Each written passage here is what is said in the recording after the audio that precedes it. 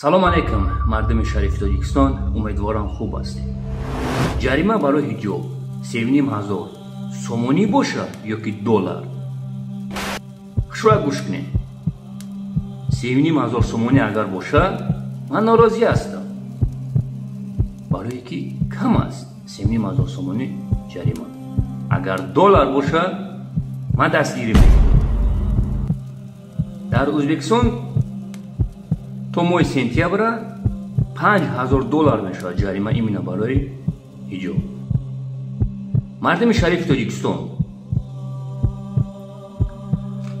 зани тоҷик бояд нумоли тоҷикӣ кунад, либоси тоҷикиша бояд бупӯшад.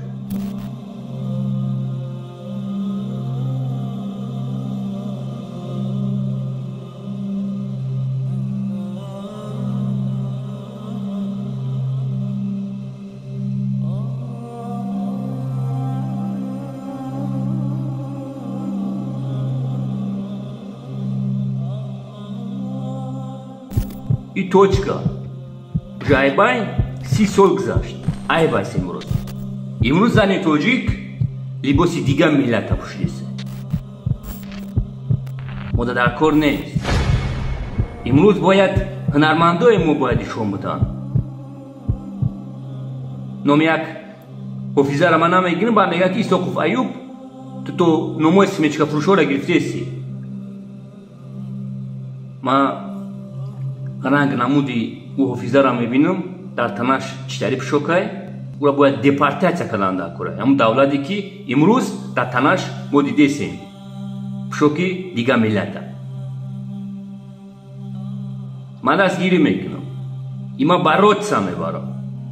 бояд зани тоҷик бояд нумоли тоҷикӣ бояд дошта бошад.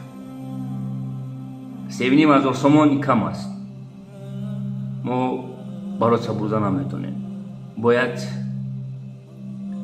ақаллан 4000 доллар бояд иштраф именно барои ҳиҷоб. зинда бошед дӯстони азиз. насиб боша эфирда мебурем, гап мезанем. أيها الذين آمنوا آمنوا بالله ورسوله والكتاب الذي نزل على رسوله والكتاب الذي أنزل من قبل ومن يكفر بالله وملائكته وكتبه ورسله واليوم الآخر فقد ضل ضلالا بعيدا. إن الذين آمنوا ثم كفروا ثم آمنوا ثم كفروا ثم ازدادوا كفرا لم يكن الله ليغفر لهم ولا ليهديهم سبيلا. بشر المنافقين بأن لهم عذابا أليما. اما منافق چی است؟ هیچ عمل نمیکنه اما ادعا میکنه که از مکه مصلح نیست. متوجه هستیم؟ و اذا قیل لهم، وقتی که برشان بگوی خوب میبینی که فساد میکنه. و اذا و هنگامی که قیل گفته شود لهم برای زمین منافقین لا تفسدوا فی الارض، در زمین فساد نکنین. ای چی فساد انداختین؟ چی بدبختی را انداختین؟ چی کارا را میکنی؟ قالوا باز میگه که انما نحن مصلحون. زنا را ترویج میکنه، دعوت به بی‌حجابی میکنه، دعوت به کمونیسم و سوسیالیسم دموکراسی و اینمی گروه های باطل میکنه، دعوت به طرف بینمازی میکنه، به ضد مسجد است، به ضد مدرسه است، سر ریشت خنده میکنه، سر لباست خنده میکنه. وقتی که باز برش بگه که لا تفسدوا فی الارض، چی فساد شروع کردید شما در زمین، باز میگه انما نحن مصلحون. اصل خدمتگار مردم و اصل دیندار و اصل مردم خوب و اصل خدمتگار اصل ما هستیم. متوجه هستین؟ عالم کمونیستا خوب افغانستان رو فروختن، باز چی میفتن؟ ما وطن پرست هستیم. حالا تو چی رو پرستش میگن؟ فروختی سر روسا. این چه قسم وطن پرست؟ این علامت منافقین است. و اذا قیل لهم لا تفسدوا فی الارض، و اذا و هنگامی که قیل گفته شود لهم بر زمین منافقین لا تفسدوا فساد نکنین فی الارض در زمین، قالوا باز منافقین چی میگه؟ انما یقینا شک نداشته باشید نحن ما که هستیم مصلحون اصلاح کارا هستیم. الله متعال در جوابشان چی میگه؟ الله متعال میگه که صفت پنجم از اینا رو بیان، ششم از اینا رو بیان میکنه، میگه یا چی هستن؟ میگه یا شعور ندارن که فساد خدا بفهمن. الله متعال میگه الا آگاه باشید ای مسلمانان، الا آگاه باشید ای مردم، ای مسلمانان، ای مؤمنان، انهم همین مردما که نمود کارا را میکنن و با ظاهر زبانی گپ میزنن، هم المفسدون، اینا فسادکار هستن، جامعه را فاسد میسازن. خودشان تنها یکی فاسد است یکی مفسد است. فاسد چیزی که خودش فاسد باشه، خراب باشه، و مفسد است که دیگران را چی میکنه؟ خراب میکنه، فساد ایجاد میکنه در جامعه. اینا فاسد نیستن بلکه مفسد هستن، ولکن لا یشعرون. لکن مشکلشان چی است که اینا شعور ندارن. یعنی حتی از حیوان هم که ذلیل شدن که امی شعور ندارن. این علامت ششم منافقین عدم شعور است. علامت هفتمشان چی است؟ علامت هفتم و هشتم منافقین چی است؟ یکیش چی است؟ طعن زدن به مؤمنان، طعن زدن، بد گفتن مسلمان هاست. چی؟ منافق همیشه مسلمان ها رو به چی میگن؟ یا جاهل هستن. پیش کی درس میخوانی؟ پیش فلانی استاد.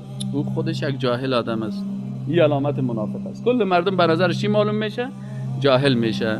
این یکی علامت منافق است. دیگه علامت هشتمیشان چی است؟ عدم علم و معرفت به مو جهالت خودشان. خود بسیار بزرگ میگیره. وقتی کل گپایش سنجش کنی میبینی که خودش چه قسمت. الله متعال میگه و اذا قیل لهم، وقتی که برشان گفته شود آمنو ایمان بیاورین کما آمن الناس، مثل که دیگه مردم ها ایمان آوردن، صادقانه ایمان بیارین. قالو میگن انؤمنو کما آمن السفهاء، آیا ما ایمان بیاریم مثل از جاهلا واره؟ کتی پیغمبر صلی الله علیه و سلم یا کی است؟ ای بلال است که سر بلال رشخندی میکردن، سر سلمان فارسی رشخندی میکردن، سر سمیه رشخندی میکردن، سر دیگه صحابه رشخندی میکردن، اونا را سفیه میگفتن. همین روز هم که است، ولو که هر قدر شهادتنامه داشته باشی، علم داشته باشی، فهمیده باشی، بازم میگه یا جاهل هستن. این یک فلانیگه سیل میکنه، این یک کس است هیچ چیز یاد نداره، جاهل است. شاگرداش دو کلمه را از پیش از یاد نمیگیره. در تلویزیون امریکا هم که ببینید یک نفر در تلویزیون امریکا شش تمام روز دیگه چی رو شروع کرده؟ همین استاد دایی را که ببینید، ملا ظاهر دایی، این استاد نیست، دروغ میگه که ما استاد هستم. یک جاهل است، یک فلان است، فلان است. الله متعال بر ما میگه که و اذا قیل لهم، وقت برشان بگه که ایمان بیار کما آمن الناس، قالوا انؤمن کما آمن السفهاء، آیا ما ایمان بیاریم مثل جاهل آواره؟ الله متعال میگه الا آگاه باشید او مسلمانان، جگر خون نشین، انهم هم السفهاء، خود از اینا چی هستن؟ سفیه و جاهل پیش الله کسی است که علمش او را به وحدانیت الله نرسانه. عالم پیش الله کسی است که عقیده توحید درک کنه. در عصر جاهلیت چرا عصر جاهلیت میگه؟ در عصر جاهلیت دکترا بودن، در عصر جاهلیت انجینیرها بود، تعمیرهای بسیار خوبش داشتن. تو تعمیرها جور میکرد قوم عاد و ثمود و فلان تو سعی کن چی تعمیرها داشتن. در عصر جاهلیت تو شاعرایی بود که نمیال کتابای از دکترا و پروفسورها خواندن نمیتونن، شاعرای معلقات، کسایی که عربی میخوانن. در عصر جاهلیت تو شعرها بود، تو ادبیات داشتن، تو بلاغت داشتن، تو فصاحت داشتن. لکن الله کل از اینا را چی گفت؟ گفت کل از اینا جاهل هستن. چرا؟ عالم کسی است که وحدانیت الله را با علم خود درک کنه. وقتی که علم تو را رسان که تو توحید ربوبیت فهمیدی، توحید الوهیت فهمیدی، توحید اسماء و صفات فهمیدی، قرآن فهمیدی، مطابق قرآن عمل کردی، پیش الله تو عالم هستی. الله متعال میگه الا آگاه باشین ای مسلمان ها، انهم خود از اینا هم السفهاء، همیا جاهل ها هستن، ولکن لا یعلمون، لکن جاهل مرکبی هستن که جاهل هم است لکن نمیفهمه که جاهل هستن. یعنی یا از حیوانات هم بهتر است.